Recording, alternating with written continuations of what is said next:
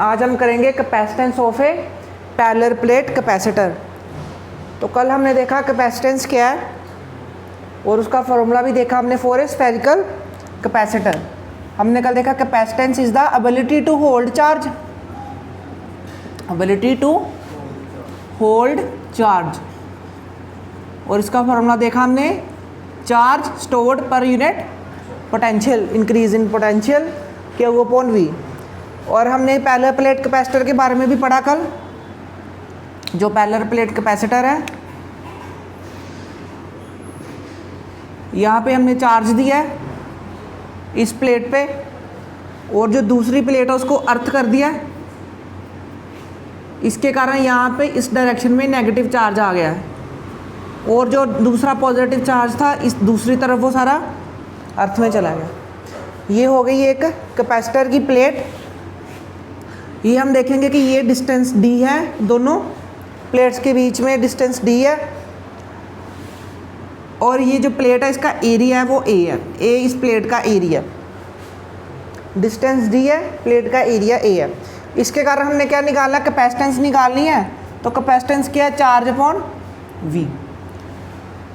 अब अगर इसका एरिया a है और इस पर चार्ज डेंसिटी जो है, चार्ज पर यूनिट एरिया, वो सिग्मा है।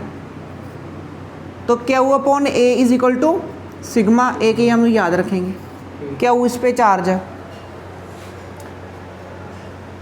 और दूसरा हम ये देखेंगे कि हमें चाहिए, दूसरा हमें चाहिए पोटेंशियल। हमें पता है कि इलेक्ट्रिक फील्ड, हमने पिछली वीडियो में क्या है, electric field is equal to rate of change of potential with distance, potential gradient. Electric field is equal to negative of potential gradient, जिसे हमने माइनस dV बाय, अगर डिस्टेंस को हम ऐसे लिखें dV बाई ds लिख लो, dV बाई dx लिख लो। और यहाँ पे x जो है वो कितना है, d है। और यहाँ पे हमने dV बाई dx की जगह सीधा v अपॉन d क्यों लिखा है, क्योंकि प्लेट्स के बीच में जो इलेक्ट्रिक फील्ड है वो कांस्टेंट है। तो जब इलेक्ट्रिक फील्ड कांस्टेंट है तो dV by small dV upon small dx की जगह हम पूरा dV बाई डिस्टेंस भी लिख सकते हैं, क्योंकि इलेक्ट्रिक फील्ड जो है वो कांस्टेंट है between the plates of the capacitor. और दूसरा, ये कौन सी प्लेट है, ये है, दो प्लेट्स हैं, और दो प्लेट्स के बीच में हमने देखना है इलेक्ट्रिक फील्ड देखनी है। तो जितनी इस पॉइंट पे है उतनी यहाँ हर पॉइंट पे सेम इलेक्ट्रिक फील्ड है। तो इलेक्ट्रिक फील्ड है कितनी, इलेक्ट्रिक फील्ड का फॉर्मूला क्या है, इलेक्ट्रिक फील्ड जो हमने बिटवीन टू चार्ज्ड शीट पढ़ा था। तो बिटवीन टू चार्ज्ड शीट अगर नहीं देखा तो ghost, application of ghost theorem से हमने निकाला है, पिछली वीडियो में देख सकते हैं। Electric field is equal to sigma upon k into epsilon naught, sigma by k into epsilon naught. यानी सिग्मा क्या है यहाँ पे, सिग्मा जो यहाँ पे चार्ज डेंसिटी है इस प्लेट, दोनों प्लेट पे, ये दोनों प्लेट की वजह से, एक प्लेट की वजह से कितना होता है, एक प्लेट की वजह से इलेक्ट्रिक फील्ड है sigma upon 2k epsilon not. अगर मीडियम जो है वो, कोई मीडियम, इसका डाइलेक्ट्रिक कांस्टेंट k है। अगर तो एयर में देखें तो अगर वैक्यूम है प्लेट्स के बीच में तो सिग्मा अपॉन 2 एप्सिलॉन नॉट, जो हमने फॉर्मूला किया फॉर वन प्लेट। और अगर दो प्लेट्स हैं तो उनके सेंटर में कितना है, दो प्लेट्स के बीच में कितनी इलेक्ट्रिक फील्ड है, सिग्मा अपॉन एप्सिलॉन नॉट, अगर दोनों के बीच में वैक्यूम है। और अगर वैक्यूम नहीं है दोनों के बीच में तो यहाँ पे क्या आ जाएगा, के क्या आ जाएगा यहाँ पे, relative dielectric constant of the medium, जो इन दोनों प्लेट्स के बीच में मीडियम है, जो यहाँ d डिस्टेंस में जो भी मीडियम है। तो हमने एयर नहीं मानी इस वक्त, हम क्या मार रहे हैं उसको, कोई मीडियम है k इंटू एप्सिलॉन नॉट, जिसका k इंटू एप्सिलॉन नॉट उसका क्या है, डाइलेक्ट्रिक कांस्टेंट है, या उसकी परमिटिविटी है। तो यहाँ से इलेक्ट्रिक फील्ड कितना आ गया, सिग्मा को क्या लिख सकते हैं, Q बाई A। तो यहाँ पे आ गया Q divide by k epsilon not into A। ये क्या आ गया, इलेक्ट्रिक फील्ड। और हमें क्या चाहिए, पोटेंशियल। पोटेंशियल हम इस रिलेशन से निकाल लेंगे, पोटेंशियल यहाँ से E is equal to V upon D, तो V is equal to E into D, यहाँ पे चला जाएगा V is equal to E into D. D क्या है? दोनों प्लेट्स के बीच में डिस्टेंस। तो ये कितना आ गया हमारा इलेक्ट्रिक फील्ड इज, तो यहाँ से आ गया potential is equal to electric field की जगह के क्यू के epsilon naught A multiplied by D distance. ये क्या आ गया हमारा पोटेंशियल। ये कौन सा पोटेंशियल है? ये है potential between the two plates, plate 1 और प्लेट 2 के बीच में हमने पोटेंशियल निकाला। दोनों के बीच में जो पोटेंशियल डिफरेंस है वो कितना है? E into D.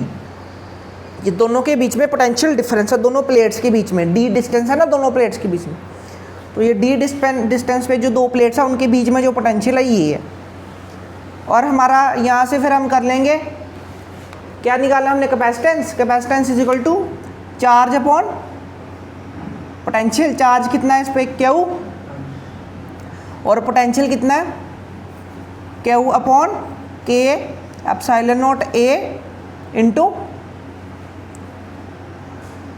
डी। तो यहाँ से हमारा कैपेसिटेंस कितना आ गया? यहाँ से कैपेसिटेंस आ जाएगा के epsilon naught A divide by D. ये क्या आ गया हमारा? कैपेसिटेंस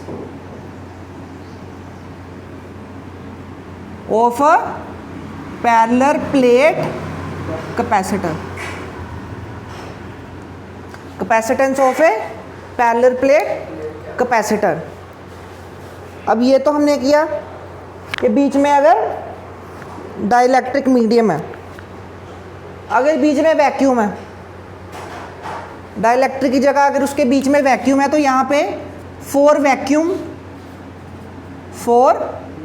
वैक्यूम और एयर, के की वैल्यू कितनी है? 1। तो यही फॉर्मूला को यही हमने, ये हमारा सी है, और यही अगर सी नोट लिखे हम फॉर एयर, अगर बीच में मीडियम एयर हो या वैक्यूम हो, तो सी नोट की value epsilon naught A divide by D. ये हो गया। लेकिन अब अगर इसके बीच में कुछ इस तरह से हो, यही डायग्राम,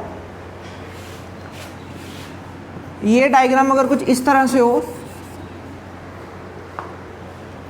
कि इसके बीच में जो डी डिस्टेंस है, डी डिस्टेंस के लिए, डी डिस्टेंस पे जो है वो डाइलेक्ट्रिक है, कोई मीडियम है जिसका डाइलेक्ट्रिक कांस्टेंट के है, के एप्सिलॉन नॉट, और इतने इतने डिस्टेंस पे कितना है? इतने इतने डिस्टेंस पे ये डिस्टेंस को निकाल लो टी। हाँ, जो टी डिस्टेंस है वहाँ पे जो है एयर है, टी डिस्टेंस के लिए वहाँ पे एयर है, और डी डिस्टेंस के लिए यहाँ आप लगा लो, इसको इस तरह से देख लो कि अगर टोटल डिस्टेंस डी है, टोटल डिस्टेंस कितना है? डी है। इसको एक बार रब करके,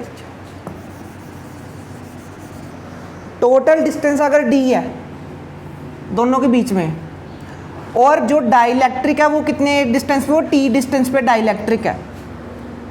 तो एयर कितने डिस्टेंस पे है? एयर कितने डिस्टेंस में एयर है? ये आ जाएगा हमारा डी माइनस टी, क्योंकि टोटल डिस्टेंस डी है और टी डिस्टेंस पे डाइलेक्ट्रिक है और बाकी डिस्टेंस पे एयर है। ये डाइलेक्ट्रिक है, इतना जैसे ग्लास स्लैब हो गया, ये डाइलेक्ट्रिक हो गया, और इतने इतने डिस्टेंस पे एयर होगी। एयर कितने डिस्टेंस पे है? डी माइनस टी, और ग्लास स्लैब कितने डिस्टेंस पे है? टी डिस्टेंस पे। टोटल डिस्टेंस जो वो डी है। तो अब कितना होगा कैपेसिटेंस? क्योंकि अब तो सिर्फ अकेला के एप्सिलॉन नॉट भी नहीं है और अकेला एप्सिलॉन नॉट भी नहीं है, दोनों जो है डाइलेक्ट्रिक और एयर वैक्यूम दोनों का मिक्सचर है, दोनों कैपेसिटर्स की प्लेट्स के बीच में। तो उसके लिए हम क्या कहेंगे? उसके लिए हम ऐसे निकालेंगे, जो इलेक्ट्रिक फील्ड है, इलेक्ट्रिक फील्ड डी, जो डिस्टेंस टी है, टी डिस्टेंस के लिए इलेक्ट्रिक फील्ड निकाल लेंगे। टी डिस्टेंस में कितनी इलेक्ट्रिक फील्ड है? ड्यू टू टू प्लेट्स के यहाँ पे हम निकालेंगे सिग्मा अपॉन के एप्सिलॉन नॉट। ये कौन सी है? ये है टी डिस्टेंस के लिए, जो कि है डाइलेक्ट्रिक। डाइलेक्ट्रिक के लिए इलेक्ट्रिक फील्ड इतनी है, तो फिर डाइलेक्ट्रिक के लिए पोटेंशियल कितना हुआ? सिग्मा के एप्सिलॉन नॉट इंटू टी।